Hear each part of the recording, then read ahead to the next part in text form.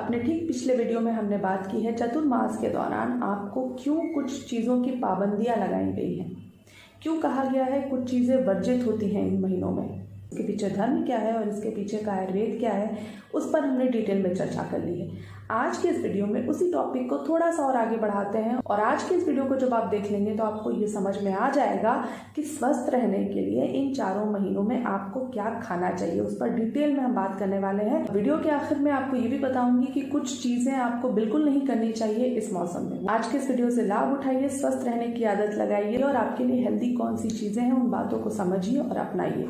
Channel की information पसंद आने पर चैनल को सब्सक्राइब जरूर करिए, वीडियो की इन्फॉर्मेशन दूसरों तक भी पहुंचाइए, वीडियो को शेयर कीजिए और पसंद आने पर लाइक भी जरूर कीजिए। तो चलिए अब आगे बढ़ते हैं।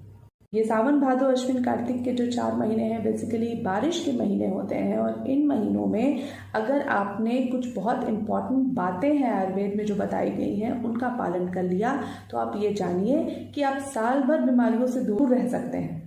ये जो इम्पोर्टेंट बातें हैं वो खाने पीने से जुड़ी हुई हैं। तो आइए जानते हैं कि इन 4 महीनों में आपको क्या खाना चाहिए। तो सबसे पहले तो आपको ऐसा खाना खाना चाहिए जो कि फ्रेशली प्रिपेयर्ड हो, ताज़ा बना हुआ खाना खाएं, ऐसा खाना खाएं जो पचने में आसान हो, क्योंकि इस दौरान हमारा मेटाबॉलिज्म, हमारी पाचन शक्ति बहुत कमज़ोर होती है। जो अनाज आप इस्तेमाल करने वाले हैं उनमें मोस्ट इम्पॉर्टेंटली जौ, गेहूँ और चावल, इनका उपयोग करें। कोशिश करें कि ये जो अनाज आप इस्तेमाल करने वाले हैं ये अनाज कम से कम 1 साल पुराने हों।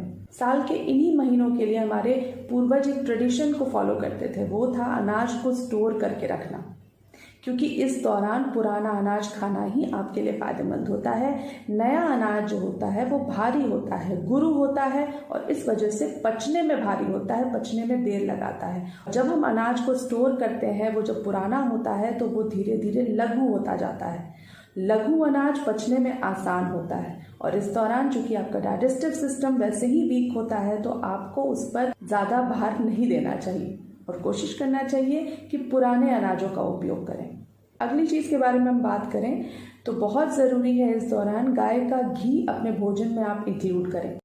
वात का शमन करने के लिए और अग्नि को प्रदीप्त करने के लिए यानी कि डाइजेशन को इम्प्रूव कराने के लिए बहुत ज़रूरी है कि आपका खाना स्निग्ध हो। तो ट्रेडिशनल कुकिंग ऑयल जिसका आप इस्तेमाल करते हैं, रिफाइंड ऑयल को छोड़कर उसका इस्तेमाल इस मौसम में ज़रूर करें। मूंग की दाल का इस्तेमाल करें। खाना खाने से पहले एक नियम बना लें, एक छोटा टुकड़ा अदरक का, आधा इंच से भी छोटा टुकड़ा आप अदरक का लें, उसमें काला नमक लगाएं और उसे आप अपने मुंह में रख के थोड़ी देर उसका रस लेते रहें। इससे होता यह है कि डाइजेस्टिव जूसेस बहुत अच्छी मात्रा में बनने लगते हैं जो खाना पचाने का काम करते हैं, मेटाबॉलिज्म को सही करता है, डाइजेस्टिव फायर को बढ़ाने का काम करता है ये नुस्खा।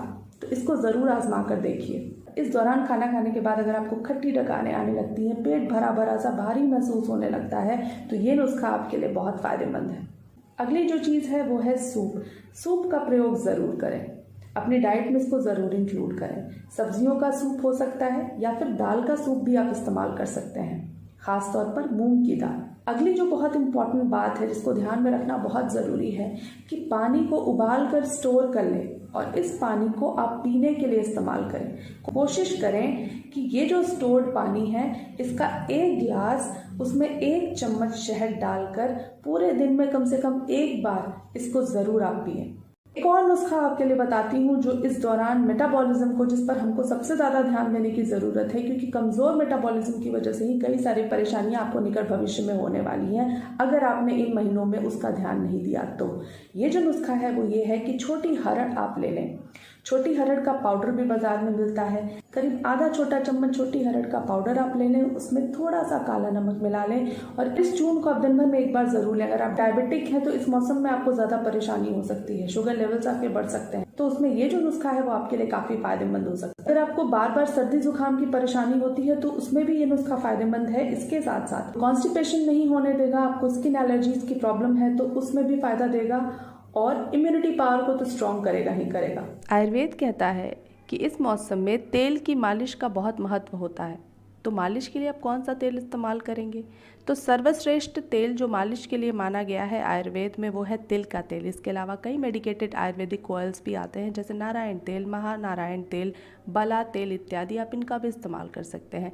ख़ास तौर पर बरसात के इस मौसम में आपको उपटन लगाने के लिए भी आयुर्वेद कहता है। इस प्रोसेस से होता यह है कि आपकी स्किन पर किसी भी तरीके का बैक्टीरियल और फंगल इन्फेक्शन होने के चांसेस कम हो जाते हैं, ब्लड सर्कुलेशन बहुत अच्छा रहता है। पंचकोल आयुर्वेद का वरदान, इस पर जो मेरा वीडियो है उसको ज़रूर देखिएगा। पंचकोल चूर्ण इस मौसम में आपको बहुत फ़ायदा देने वाला है। अब हम जान लेते हैं कि इस मौसम में आपको क्या नहीं करना चाहिए। तो दिन में सोना नहीं चाहिए, क्योंकि दिन में सोने से डाइजेशन जो है वो और ज़्यादा स्लो हो जाता है। ओवर एक्सर्शन, ओवर एक्सरसाइज से बचना चाहिए। ओवर एक्सपोजर अगर सनलाइट से हो रहा है, स्पेशली ड्यूरिंग आफ्टरनून्स, तो ये आपको अवॉइड करना चाहिए, क्योंकि इससे आपके शरीर में इलेक्ट्रोलाइट का इम्बैलेंस हो सकता है, आपको डिहाइड्रेशन हो सकता है। सलाद अगर आप खाने के शौकीन हैं तो ये मौसम सलाद खाने का बिल्कुल भी नहीं है। कोशिश कीजिए कि पकी हुई सब्जियां ही खाएं। कच्ची सब्जियां इस दौरान बहुत भारी होती हैं पचने में, इसलिए सलाद का उपयोग नहीं करने के लिए आयुर्वेद में बताया गया है। खाना फ्रेशली प्रिपेयर्ड हो, बासी खाना बिल्कुल भी इस दौरान इस्तेमाल नहीं करें, क्योंकि जो मौसम होता है उस मौसम में ह्यूमिडिटी बहुत ज़्यादा होने की वजह से खाना जल्दी ख़राब होता है, इसलिए ताज़ा पका हुआ खाना ही खाएं। इस मौसम में सी फूड, मांस, मछली, इसके साथ साथ मशरूम्स और बाहर का खाना स्ट्रिक्टली अवॉइड करना चाहिए। कोशिश करें कि आपके आसपास की जगह सूखी रहे, क्योंकि अगर पानी लगेगा तो वहाँ तरह तरह के बैक्टीरियाज पनपेंगे, कई तरीके के इन्फेक्शंस होने का खतरा है, मच्छर आदि पनपने की संभावना बहुत ज़्यादा बन जाती है। इस मौसम में तरह तरह के कीड़े मकोड़े इकट्ठे होने लगेंगे और ये सभी चीज़ें आपके लिए बहुत ज़्यादा नुकसानदायक हो सकती हैं। जहाँ पानी जमा है, जहाँ मिट्टी गीली है, ऐसी जगहों पर जाने से बचें। एक तो आपके गिरने, फिसलने, चोट लगने की संभावना अधिक होती है, साथ ही संक्रमण की संभावना भी बहुत ज़्यादा होती है। ये थी कुछ बहुत ज़रूरी बातें, उम्मीद करती हूँ इनका ध्यान आप ज़रूर रखेंगे। इन बताई हुई बातों से लाभ उठाकर इनका प्रयोग कर आप अपने आप को हेल्दी रखेंगे इन महीनों में। मिलते हैं किसी और वीडियो में और अच्छी जानकारी के साथ, तब तक के लिए अपना बहुत ख्याल रखिए। Stay healthy and stay fit.